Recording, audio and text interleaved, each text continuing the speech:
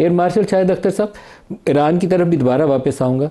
मेरा अफ़गानिस्तान के ऊपर बहुत कंसर्न है, क्योंकि इस बात में कोई शक नहीं है कि हमारी एयरफोर्स और फ़ौज जाकर उनको मलिया मेट कर सकती है, कर भी रही है, कर भी सकती है, कोई उसमें शक नहीं है। लेकिन दहशत गर्दी परमानेंट बेसिस के ऊपर रोकने के लिए या तो आपको कोई बफर जोन क्रिएट करना पड़ेगा पूरी अफगान बेल्ट के साथ, या तो वो इन्फोर्स करिए, बाई फोर्स यूज़ करिए, जितनी कुव्वत है इस्तेमाल करिए, लेकिन एक बफर जोन क्रिएट करिए जिससे ये दहशत गर्दों का स्पिल ओवर रुक जाए। अदरवाइज़ फिर हमें किसी और ब्रॉड बेस्ड अरेंजमेंट सऊदी अरब को, बाकी ममालिक को भी साथ इंगेज करके कोई और जो अवेलेबल ऑप्शन है उनको भी डिस्कस करना चाहिए।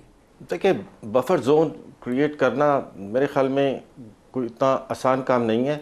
हमें इस इशू को, इसकी जो बेसिक्स हैं उनके साथ एड्रेस करना पड़ेगा। मैंने पहले आपसे बात की थी कि हमारे जो हुक्मरान हैं इस्लामिक वर्ल्ड के, उनके अंदर ये एक अंडरस्टैंडिंग और एक शऊर बेदार करने की ज़रूरत है कि there is a common enemy और एक कॉमन फ्रंट हमें बनाना पड़ेगा। अब दिस इज़ वेरी अनफॉर्चुनेट कि हम देख रहे हैं कि अफ़गान लीडरशिप जो है वो पाकिस्तान की एनिमोसिटी जो बेसिकली ड्यूरेंट लाइन वाले इशू से स्टार्ट हुई है, उसको लेकर इतनी आगे बढ़ गई है कि उसने उसके अंदर और एक्टर्स को बीच में इन्वॉल्व होने की इजाज़त दे दी गई है।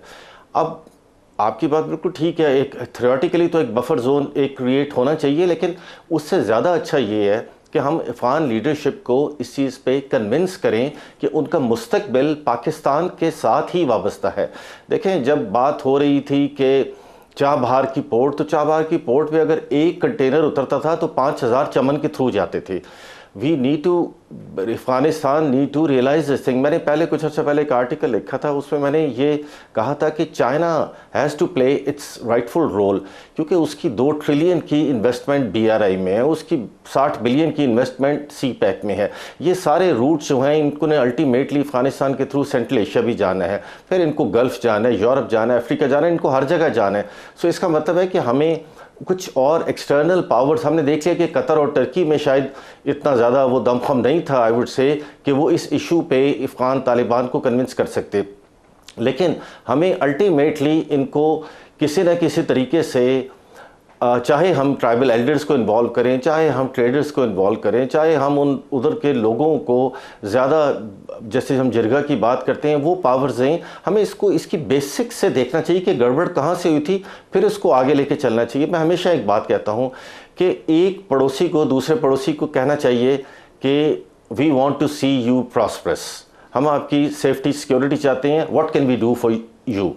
अब अगर ये स्पिरिट हो बिटवीन द नेबर्स, तो आई एम श्योर कि बहुत सारे इश्यूज जो हैं वो रिजॉल्व हो सकते हैं। आई विश के जो तालिबान लीडरशिप है, पहली बात तो ये कि तालिबान लीडरशिप और अफ़गान अवाम, इनको हमें सेपरेटली देखना चाहिए। हमें कभी भी इन दोनों को मिक्स नहीं करना चाहिए। अफ़गान लोगों के एक तासुरात बहुत सारों के बिल्कुल डिफरेंट हैं। इस वक्त लीडरशिप के जो हैं एटीट्यूड और रवैया वो बिल्कुल डिफरेंट है, लेकिन हमें अफ़गान लीडरशिप को अगर हम ऑन बोर्ड लेकर आते हैं तो वो लीडरशिप ऑटोमेटिकली फिर TTP को भी कन्विंस करेगी कि ठीक है, आप हमारे वॉर टाइम पार्टनर्स ज़रूर थे, but we can not allow you to go on, आप किलिंग फील्ड्स बनाते जाएं दूसरे एरियाज़ में जाके। बाकी ये जो बफर जोन्स की हम बात करते हैं, ये इसको प्रैक्टिकल टर्म्स में लाना इसलिए डिफ़िकल्ट हो जाता है कि दोनों तरफ के जो हमारा बड़ा एक ये बहुत ही डिफ़िकल्ट और बड़ा एक पेक्यूलियर बॉर्डर है। It's not like Pakistan India border या पाकिस्तान चाइना बॉर्डर। यहाँ के जो लोग हैं उनके अंदर एक एक गांव जो है उसके अंदर डिविजन्स हुई हुई हैं। तो आप ऐसी जगहों पे जहाँ पे इतने ज़्यादा हमारे इंटरेस्ट एक दूसरे के साथ एसोसिएटेड हैं, अफगानिस्तान के हमारे साथ ज़्यादा हैं, तो उसमें इस किस्म के जोन्स क्रिएट करना जो है वो ज़रा सा डिफ़िकल्ट हो जाता है।